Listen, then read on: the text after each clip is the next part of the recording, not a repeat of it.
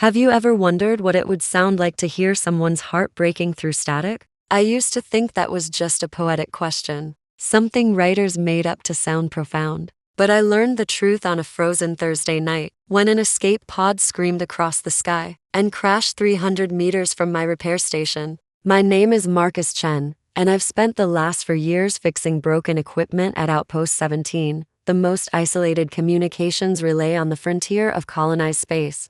Nothing exciting ever happens here. Nothing. Just me, my tools, and an endless rotation of malfunctioning transmitters and corroded signal boosters. So when that pod hit the ground with enough force to shake my coffee off the desk, I thought I was dreaming. I grabbed my emergency kit and ran outside into the bitter cold, my breath crystallizing in the air as I stumbled toward the smoking crater. The pod was unlike anything I'd ever seen, sleek, organic looking, with a hull that seemed to shimmer between silver and deep violet. And that's when I heard it. A faint knocking from inside. Someone was alive. I pried open the emergency hatch with my plasma cutter, and the moment the seal broke, I saw her. She was slumped against the interior wall, silver hair cascading over her shoulders like liquid moonlight, her skin pale with an almost ethereal glow that pulsed weakly in the darkness. She looked human, impossibly, breathtakingly human except for her ears, which curved into elegant points that swept back toward her temples.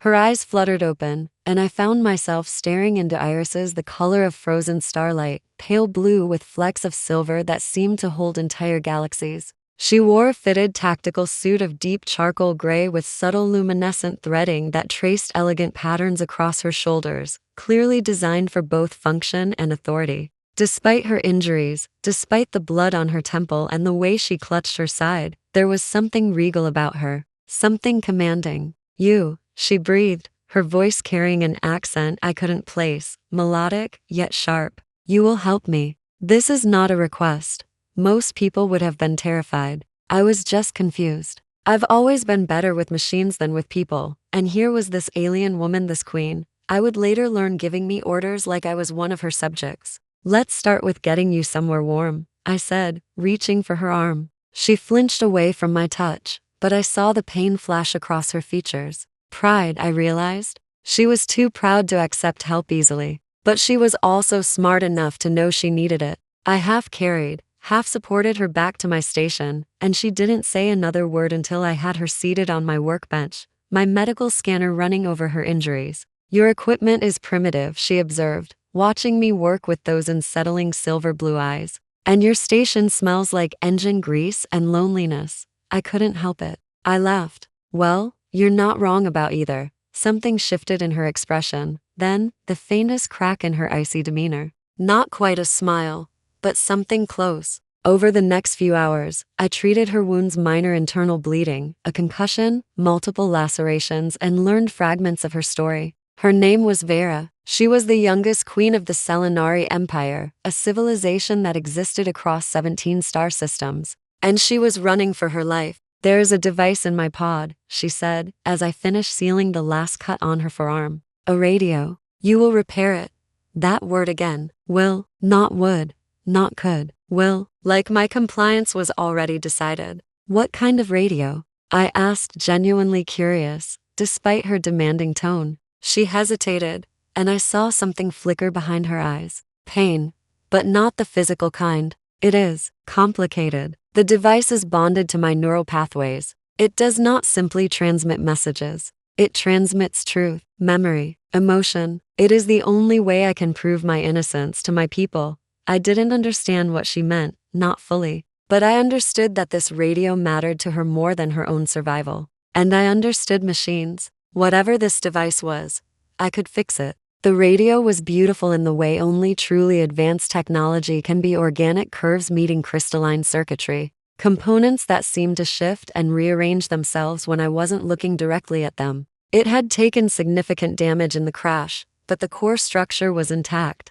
"This is going to take time," I told her. "Days maybe." She nodded, and for the first time, her shoulders slumped with something like relief. "Then I will wait."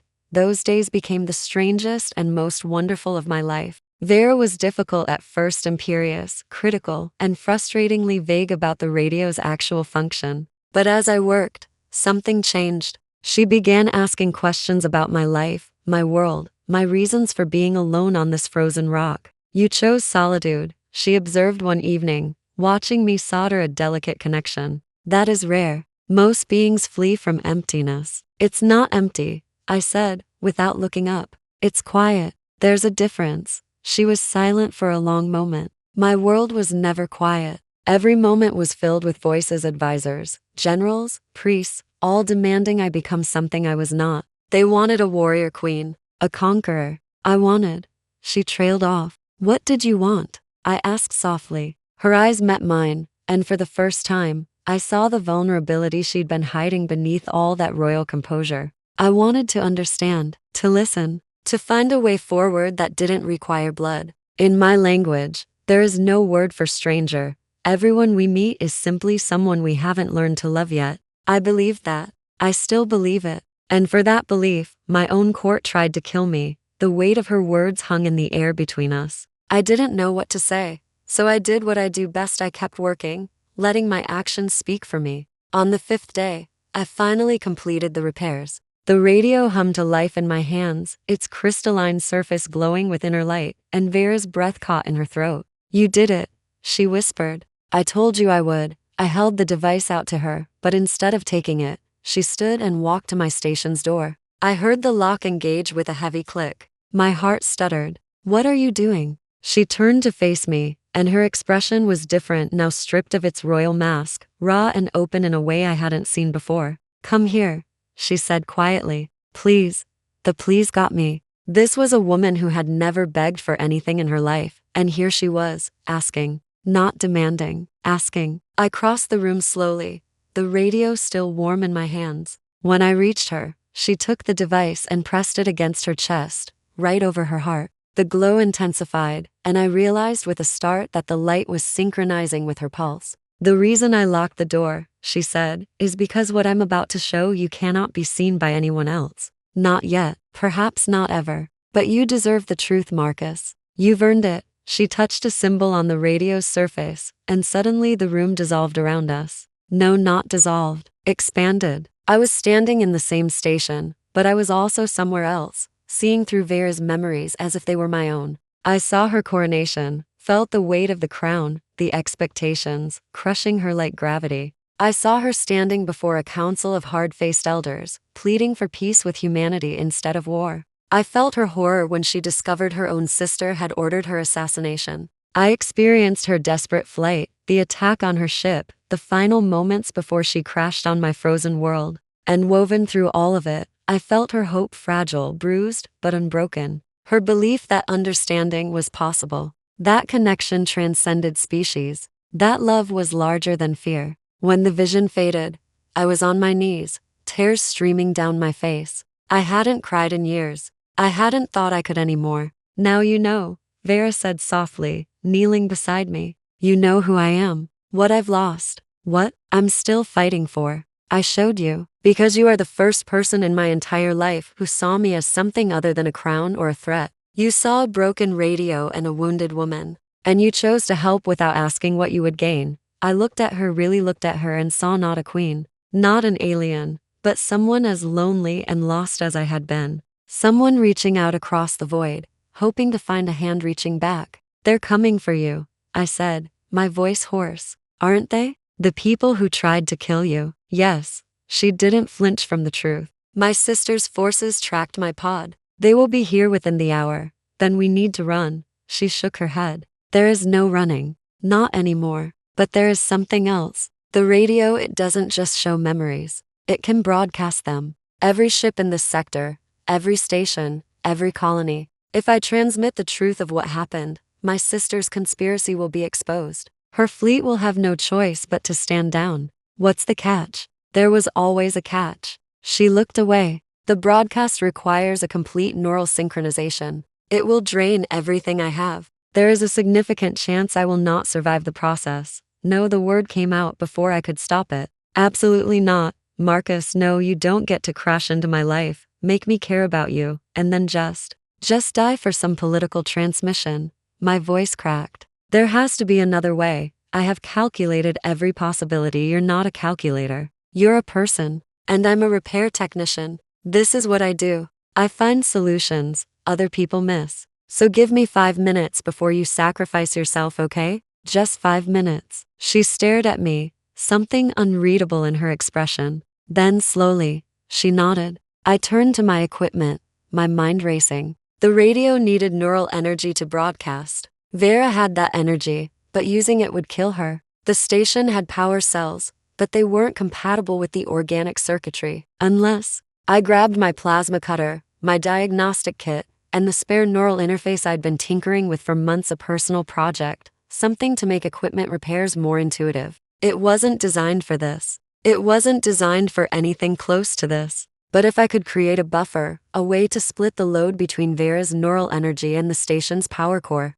Marcus, you cannot possibly, I said. 5 minutes. My hands flew across the components, splicing, connecting, rerouting. This was insane. This was impossible. This was exactly what I was born to do. With 30 seconds to spare, I finished. Okay, I breathed, holding up the modified interface. This will let me share the neural load. I can't carry the whole broadcast, but I can carry half. It should be enough to keep us both alive. Should be. It's the best I've got. Do you trust me? She looked at the device, then at me, and something shifted in her silver blue eyes. I showed you my soul, she said quietly. If that is not trust, I do not know what is. She took my hand. Her skin was warm, warmer than I expected, and together we activated the radio. The broadcast tore through us like lightning, memories and emotions spilling out across the stars. I felt Vera's truth becoming my truth, our minds intertwined in a way that was terrifying and beautiful and utterly unlike anything I had experienced.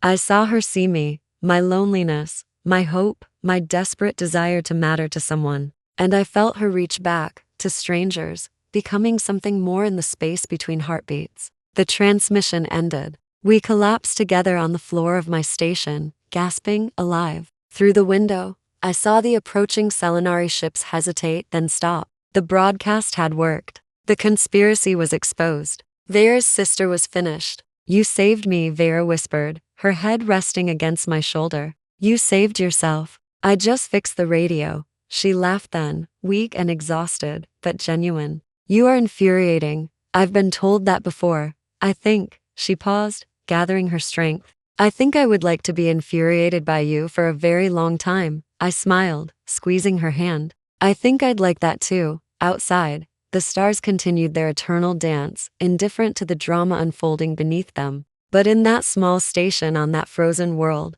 something new had begun, a connection forged in crisis, tempered by truth, and growing into something neither of us had expected to find. Vera would return to her people, and I would go with her. Not as a technician, not as a subject, but as something else entirely. A partner, a friend, perhaps in time, something more. Because she was right about her language. There is no word for stranger, only someone you haven't learned to love yet.